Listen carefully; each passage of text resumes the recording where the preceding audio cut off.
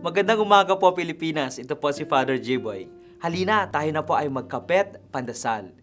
Matanong ko po kayo ngayon, ano po ang iyong hinahangad sa buhay? Merong itinuturo si San Ignacio para sa mga taong naguguluhan. Ito ang tinatawag niyang discernment. Ito ay isang malalim na pagninilay sa kagustuhan ng Diyos para sa atin. Isang paghahangad na maging kaisa sa kalooban ng Diyos. Simple lang naman ang discernment. Sa dalawa o maraming bagay na pinag-iisipan, isa-isa natin itong kikilatisin. Sa bawat choice, tingnan natin ang magandang maidudulot nito. At huwag nating kakalimutan ang napaka-importanteng bagay.